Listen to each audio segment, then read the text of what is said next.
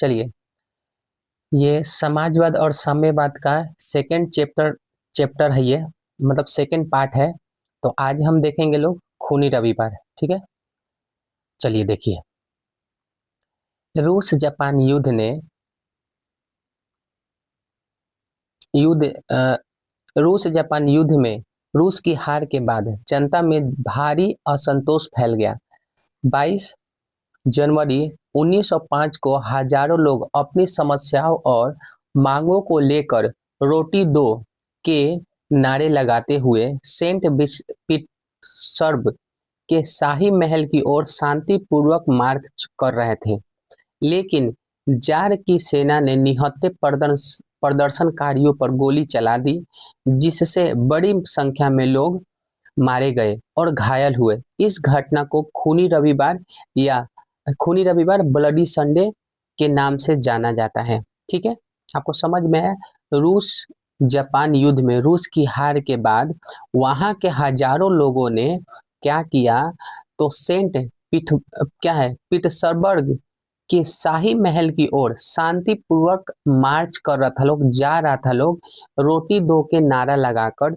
लेकिन जार की सेनाओं ने उन सब पर क्या किया, गोली चलाकर बहुत सारे आदमी हत्या आदमी को जान से मार दिया। याद रखिए, ये शांतिपूर्व तरीका से जा रहा था लोग। ठीक है, जैसे हमारे इधर 13 अप्रैल 1919 को जालियांवाला बाग हत्याकांड हुआ था, वो भी निहत्थे थे लोग। वो अपने तो बैसाखी का पर्व मनाने के लिए वहां पे इकट्ठा हुए थे, और जो वहां के अंग्रेज था लोग क्या किया था लोग, तो उन पे गोली चलाकर हजारों निहत्थे लोगों को मार दिया था। उसी प्रकार आप इसको भी समझ सकते हो लोग। ठीक है, कि जार के सेना ने उन निहत्थों पे क्या किया, तो गोली चला दिया, जिसको हम लोग ब्लडी संडे के नाम से जानते हैं लोग। ठीक है, अब ये देखिए इसका कारण क्या हुआ है, मतलब क्या इसका कारण, इसका क्या प्रभाव पड़ा। तो इस घटना ने रूसी जनता में जार शासन के प्रति विरोध को और बढ़ा दिया तथा आगे चलकर रूसी क्रांति का मार्ग प्रशस्त किया। मार्च की क्रांति एवं निरंकुश राजतंत्र का अंत अंततः। ठीक है, अब आते हैं, अब तो ब्लडी संडे देख लिए, अब देखते हैं मार्च की क्रांति क्या था भाई। खूनी रविवार तो आपको देख लिए, पेपर में खूनी रविवार पूछा जाता है, मार्च की क्रांति पूछी जाती है, तो आप लोग ध्यान दीजिए। ठीक, वो तो 1905 में हुआ था, 22 जनवरी 1905। अब यहाँ पे देखते हैं लोग बाबू, मार्च 1917 में रूस की राजधानी पे, क्या है पेट्रोग्राड में किसान और मजदूरों ने रोटी दो के नारे के साथ आंदोलन शुरू किया। ठीक है, रोटी दो के नारे के साथ शुरू किया। 8 मार्च को महिला मजदूर ने हड़ताल का नेतृत्व किया, जिसमें बड़ी संख्या में मजदूर शामिल हो गए। ठीक है, पता चला बड़ी संख्या में क्या, तो मजदूर शामिल हो गए। जब सरकार ने प्रदर्शनकारियों पर गोली चलाने का आदेश दिया, तो कई सैनिकों ने भी विद्रोह कर दिए और जनता के साथ साथ देने लगे। बढ़ते विरोध के कारण 12 मार्च 1917 को जार को गद्दी छोड़नी पड़ी। इससे रूस में रोम रोमनोव वंश और राजशाही शासन का अंत हो गया। ठीक है, जब जनता के साथ वहां के सैनिक भी आकर खड़े हो गए, विद्रोह हो गया, तो जार को अपना गद्दी छोड़ना पड़ा। ठीक है, इससे रूप में रोमनोव और वंश राजशाही शासन का अंत हो गया। ठीक है, इसके बाद एक अस्थाई बुजुर्वा सरकार बनी, लेकिन वह अधिक समय तक नहीं चली।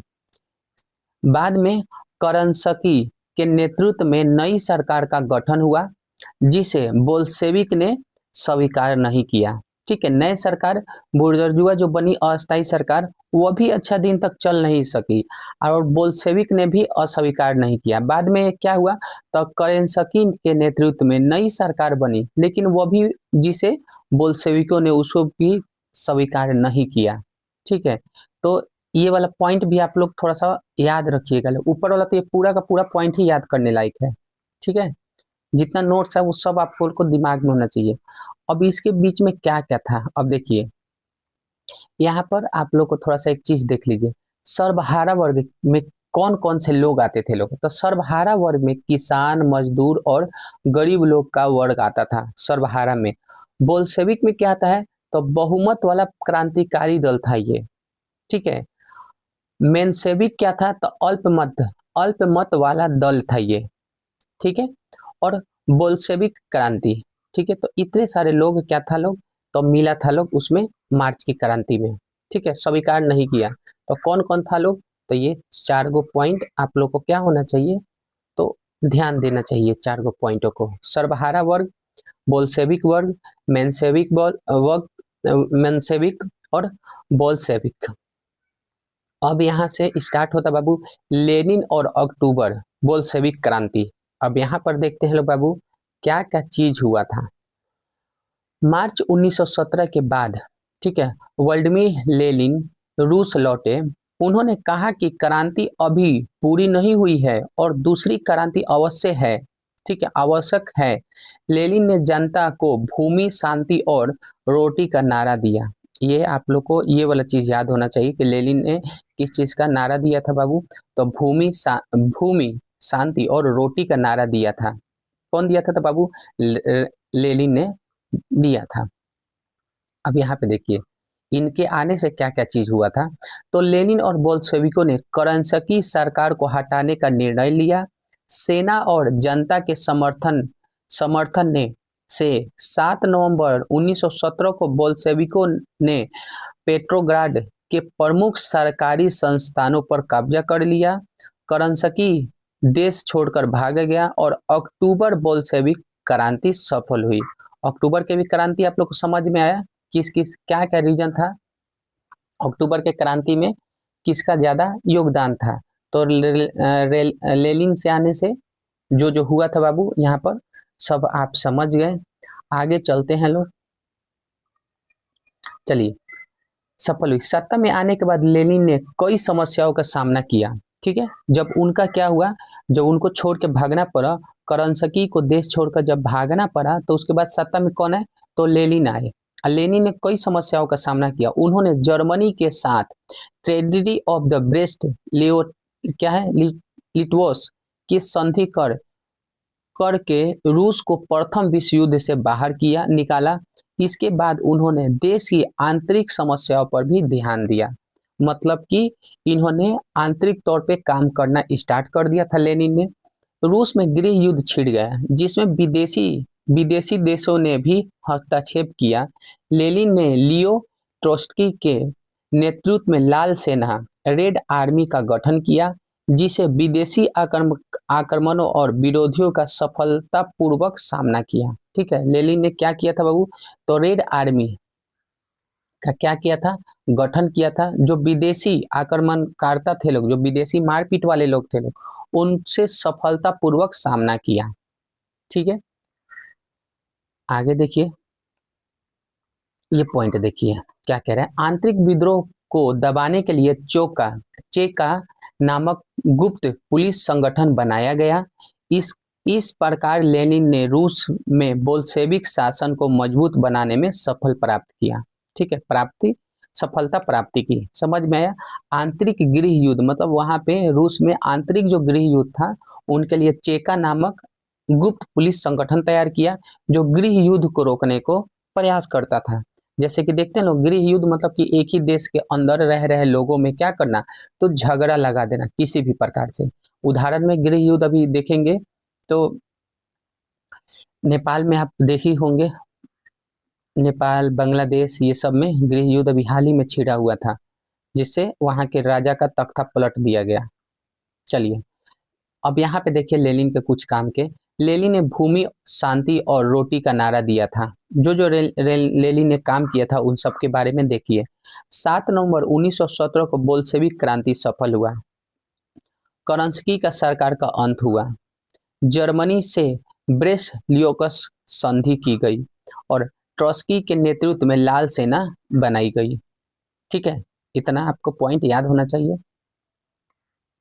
आगे देखिए, चेका द्वारा आंतरिक विद्रोह को नियंत्रण किया गया। चेका जानते हो लोग क्या था, तो पुलिस का एक संगठन था जो गृह युद्ध को ध्यान में रखकर बनाया गया था, क्योंकि उसके अंदर जो जो आदमी था जो गृह युद्ध भड़काता था उनको जगह पे लाया गया।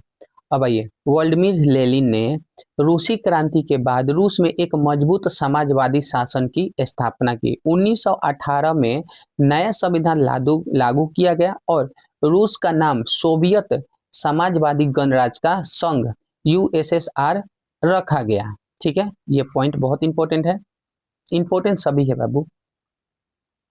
नेक्स्ट, लेनिन ने शासन व्यवस्था में सोवियत नामक स्थानीय समिति का गठन किया। इन समितियों के प्रतिनिधियों से राष्ट्रीय कांग्रेस बनाई गई जिसकी कार्यकारी शक्ति केंद्र सीमित के पास थी।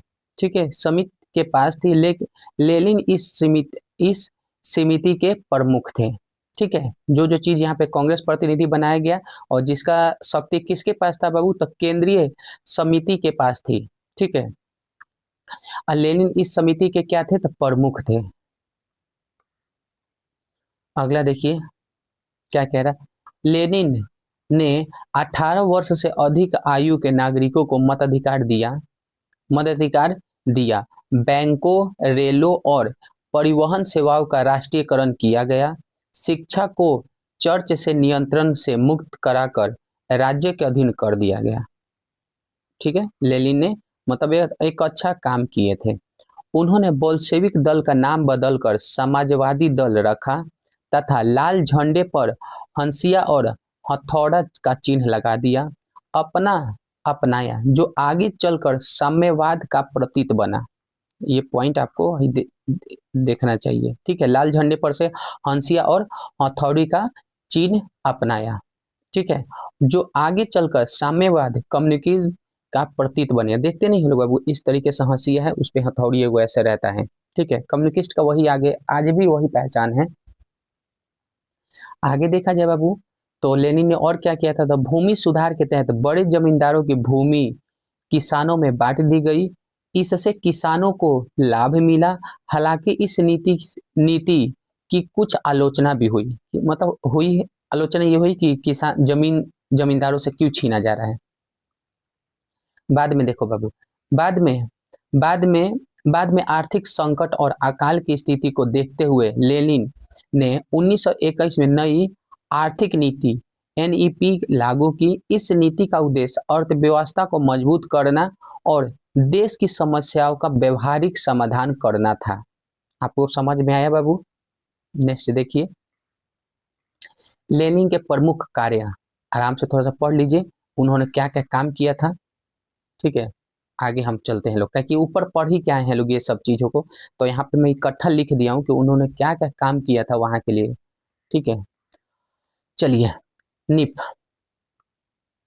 अब चलिए, लेनिन द्वारा 1921 में लागू की गई नई आर्थिक नीति एनईपी का उद्देश्य रूस की अर्थव्यवस्था को मजबूत करना और संकट की स्थिति से बाहर निकालना था। ठीक है, लेनिन का ये बात। दूसरा, अब देखिए नई आर्थिक नीति की बातें, नई आर्थिक नीति की प्रमुख बातें क्या क्या थी जिससे देश चले, तो देखो क्या क्या था। पहला बात, किसान से अनाज जबरदस्ती लेने के बजाय अब एक निश्चित टैक्स लगाया गया।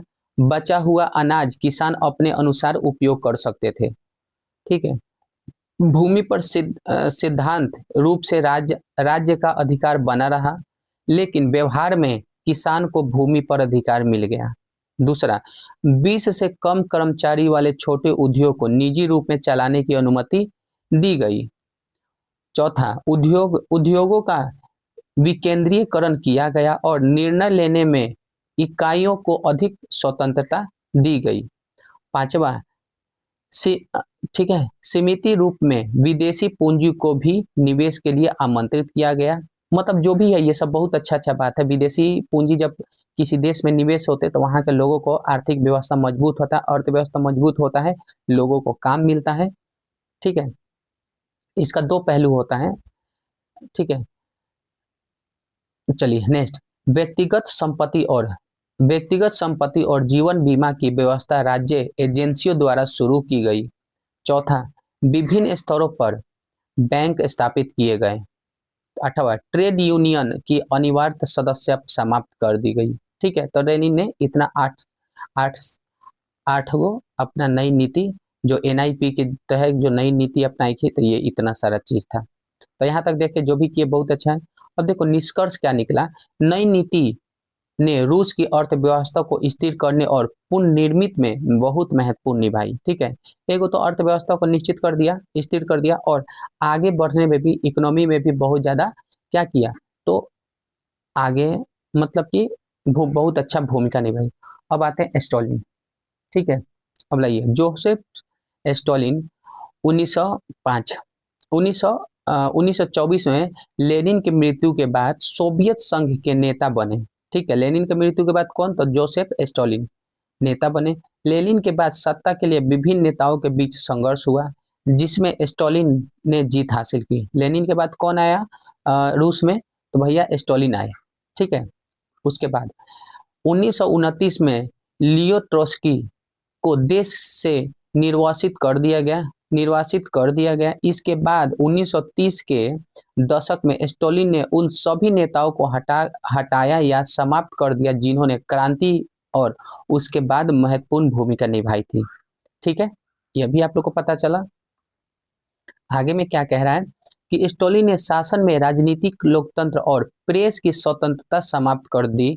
पार्टी के अंदर किसी भी प्रकार के विरोध या मतभेद को सहन नहीं किया जा सकता था। वे कम्युनिस्ट पार्टी के महासचिव थे और 1953 तक सत्ता में रहते हुए एक तानाशाही शैली में शासन करते रहे। ठीक है, जहां एक लेनिन एक अच्छा जगह अच्छा आदमी था, वहीं पे जो स्टॉलिन है ये थोड़ा सा तानाशाही 1953 तक सत्ता में रहते हुए एक तानाशाही शैली में शासन करते हुए। मतलब कि बताओ, आपके खिलाफ कोई सवाल नहीं पूछ सकता, आपका काम करने वाला। आज हम लोग सरकार से कोई भी चीज पूछ लेते हैं। ठीक है, प्रेस कॉन्फ्रेंस में हम कुछ ही पूछ लेते हैं, मीडिया जो होता है कोई भी कामों को दिखला देता है। वही सब चीज यहाँ पर ये क्या किए थे, तो स्टॉलिन बंद करवा दिए थे। आगे चलिए, रूसी क्रांति का प्रभाव क्या पड़ा। देखिए, रशियन रिवॉल्यूशन के बाद विश्व राजनीतिक, आर्थिक, अर्थव्यवस्था और विचारधाराओं पर गहरा प्रभाव पड़ा। प्रमुख प्रभाव क्या क्या पड़ा, अब देखिए। रूस में सर्वहारा मतलब जिसमें श्रमिक आता था लोग, की सत्ता स्थापित हुआ और अन्य देश में भी क्रांतिकारी आंदोलन को प्रोत्साहन मिला। मतलब कि जब देखा लोग रूस में ऐसा चीज हो सकता है, वहां पे सर्वहारा ग्रुप, छोटा ग्रुप, ठीक है, जो मेहनती ग्रुप है, वो जब सत्ता चला सकता है, तो पूरे वर्ल्ड में भी देखा गया कि हम भी ये चीज कर सकते हैं। अब यहाँ देखो, विश्व दो विचारधाराओं में बट गया था। पहला साम्यवाद और दूसरा पूंजीवाद। साम्यवाद और दूसरा पूंजीवाद। यूरोप भी दो भागों में बट गया था, एक तो पूर्वी यूरोप और उसके बाद एक पश्चिमी यूरोप। ठीक है, विश्व दो विचारधाराओं में बट गया था, एक तो साम्यवादी, ठीक है, साम्यवादी और दूसरा पूंजीवादी। ठीक है, और यूरोप भी दो भागों में विभाजित हो गया था, पूरा यूरोप, पूर्वी यूरोप और पश्चिमी यूरोप। आगे देखिए, द्वितीय विश्व युद्ध के बाद अमेरिका और सोवियत रूस में बीच शीत युद्ध शुरू हुआ, जो लगभग 4 दशक तक चला था। रूस में आर्थिक नियोजन, प्लेन्ड इकोनॉमिक का नया मॉडल विकसित हुआ, जिसे बाद में कई देश ने अपना लिया। पूंजीवाद देशों ने भी अपने नीतियों में बदलाव किए और कल्याणकारी अर्थव्यवस्था को बढ़ावा दिया। ठीक है, ये सब नया नया चीज होने लगा। एशिया और अफ्रीका में उपनिवेशवाद विरोध आंदोलन को प्रेरित मिली। उपनिवेशवाद क्या होता है बाबू, उपनिवेश क्या होता है, जब देश किसी देश को गुलाम बना के रखता है, उसी को उपनिवेश कहते हैं। ठीक है, जैसे कि भारत उपनिवेश था अंग्रेजों का। ठीक है, पता चला, और मिली, और स्वतंत्रता संग्राम तेजी हुआ। उपनिवेशवाद मतलब खत्म होते चला गया। शीत युद्ध देखो क्या था बाबू। ठीक है, जैसे कोल्ड वार, आइए शीत युद्ध क्या था। तो शीत युद्ध एक वैचारिक संघर्ष था जिसे यूनाइटेड स्टेट पूंजीवादी गुट का नेतृत्व करता था और सोवियत यूनियन साम्यवादी गुट का नेतृत्व करता था। इसमें दोनों शक्तियों के बीच हथियारों और प्रभाव की होड़ चल गई। शीत युद्ध मतलब कि सब देश अपना अपना क्या करने लगा बाबू, तो हथियार दिखाने लगा कि मेरे पास ये हथियार है तो मैं इतना मजबूत हूँ, है हूँ। जैसे वर्ल्ड वॉर 3 कैसे हुआ है, खाली लोग आपस में हथियार दिखाते चले गए, लेकिन वो तीसरा वर्ल्ड वॉर हुआ नहीं था। तो ये वीडियो, ये जो चैप्टर है आप लोग का समाजवाद और साम्यवाद, यहाँ पर एंड होता है। अगला हम लोग पढ़ेंगे लोग बाबू इंडो चाइना में राष्ट्रवाद। ठीक है, अगला चैप्टर इंडो चाइना में राष्ट्रवाद, उसमें भी देखेंगे इंडो चाइना में राष्ट्रवाद 3 राज्य आ जाते हैं, देश आ जाते हैं। एक तो आ जाता है कंबोडिया, वियतनाम और लाओसो। ठीक है, चीन और भारत का संस्कृति का मिलन था, इसीलिए उसका नाम हिंद चीन में राष्ट्रवाद रखा गया था। ठीक है, तो उसका चैप्टर हम लोग कल पढ़ेंगे लोग। जब तक के लिए बाय। ये अच्छा सा पढ़िए, अपना नोट्स तैयार करिए और 10वीं के लिए मेहनत स्टार्ट कर दीजिए अभी ऐसे ही। बाय।